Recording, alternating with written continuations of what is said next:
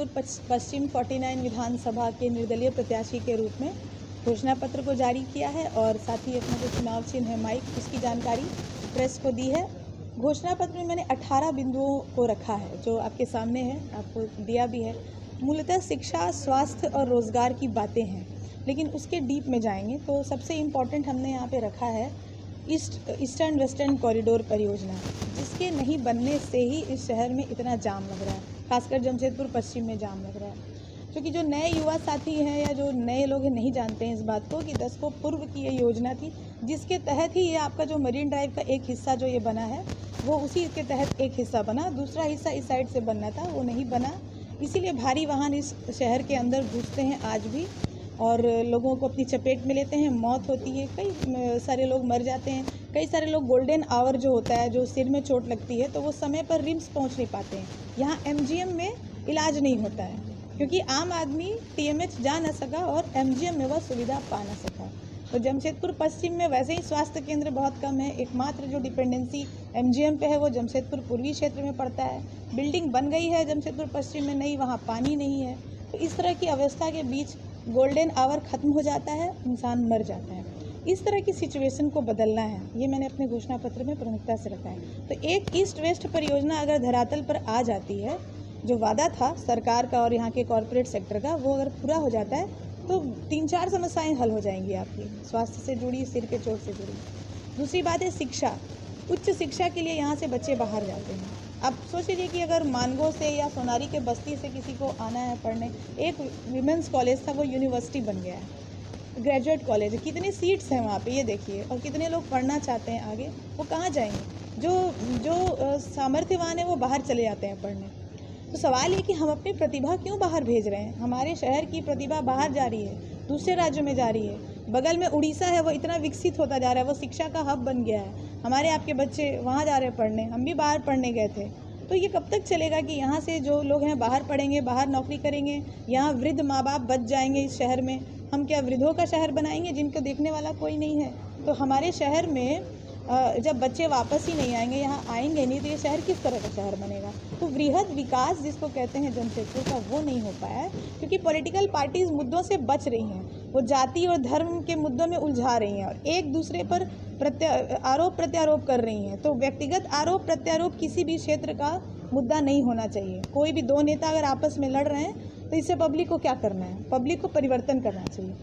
मानगो जलापूर्ति योजना में भी बहुत सारी शिकायतें, पब्लिक कहती है कि 24 घंटा पानी नहीं मिलता है। तो टिस्को और गैर टिस्को क्षेत्र का जो भेदभाव है यहाँ पे, वो आखिर कब दूर होगा? मैंने इसको महत्वपूर्ण मुद्दा बनाया है क्योंकि टाटा लीज समझौता के तहत पूरे जमशेदपुर को सरकारी दर पर नागरिक सुविधाएं देनी थी, जो नहीं दी जा रही है। नगर निगम का मामला लटका हुआ है। औद्योगिक शहर बनाने का फैसला कर लेती है सरकार, लेकिन वो भी नहीं बन पा रहा है। उसमें भी कई सारे पेच हैं और कई सारे मतभेद हैं और उसमें बहुत तरह की चीज़ें हो रही हैं। तो इसके लिए जनता पिस रही है यहाँ पे, क्योंकि हम सब जो है धुआं पी रहे हैं कंपनियों का, टाटा स्टील का, सबका। तो हमारा ये राइट बनता है, हमारा अधिकार बनता है कि हमें हमारा अधिकार आप दें, कंपनी को भी उसका अधिकार दें और वो भी हमें अपना अधिकार दें। रोज़गार की जहाँ तक बात है, आप देख लीजिए यहाँ रोज़गार के क्या साधन है, कंपनियों पर निर्भरता है। उन कंपनियों में अब कितनी नौकरियाँ मिल रही हैं, ये भी डेटा आप देख लीजिए।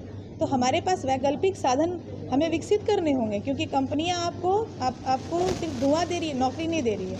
और उनके अपने दुख हैं, उनके अपनी चीज़ें हैं कि हमें मार्केट में ये देखना पड़ रहा है, वो देखना पड़ रहा है। यहाँ पे डोसा और इडली और गोलगप्पा, ये इस क्षेत्र का इकोनॉमी बदल सकता है, लेकिन इस पर हम लोग बात नहीं करते हैं। हम वेंडर्स जोन नहीं बनाते हैं उस तरह का, जैसा इंदौर में वेंडर्स जोन है। हम थोड़े थोड़े कुछ जोन बना के खाना पूर्ति कर लेते हैं। कोई रोड किनारे बेचता है तो उसको भगाया जाता है, हटाया जाता है। क्यों नहीं इसको एक सुनियोजित तरीके से एक ब्रांडिंग की जाए इन चीज़ों की, इन प्रोडक्ट्स की, फूड प्रोडक्ट्स की, जिसके लिए जमशेदपुर जाना जाता है। हम कब तक ये सुनते रहेंगे कि जमशेदपुर ऐसा गोलगप्पा कहीं नहीं मिलता है या जमशेदपुर ऐसा डोसा कहीं नहीं मिलता है? क्या हम इसको रोज़गार का साधन बना सकते हैं अच्छे तरीके से?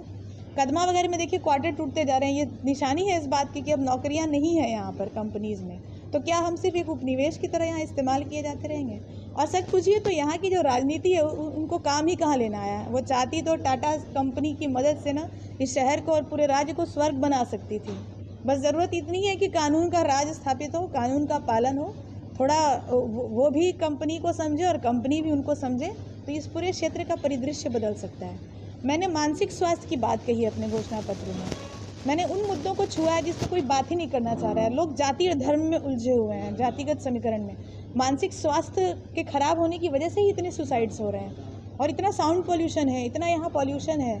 तो आप सोच लीजिए स्वास्थ्य का क्या बुरा हाल है। और स्वास्थ्य की सुविधा यहाँ क्या है, टीएमएच पे निर्भरता है। टीएमएच सब जा नहीं सकते हैं, जो कि मैं कह भी रही हूँ कि टीएमएच आम आदमी जा ना सका और एमजीएम में वो सुविधा पा ना सका। कोई अगर बड़ी प्रॉब्लम हो जाए तो आपको बाहर भागना है, तो हर चीज़ के लिए हम बाहर ही जाएं। शिक्षा के लिए बाहर जाएं, ज़्यादा कॉम्प्लिकेशंस हो जाए हेल्थ में तो हम बाहर जाएं। तो यहाँ पे सिर्फ क्या, यहाँ पे हम इसका क्या वृहद विकास नहीं कर पाएंगे शहर का।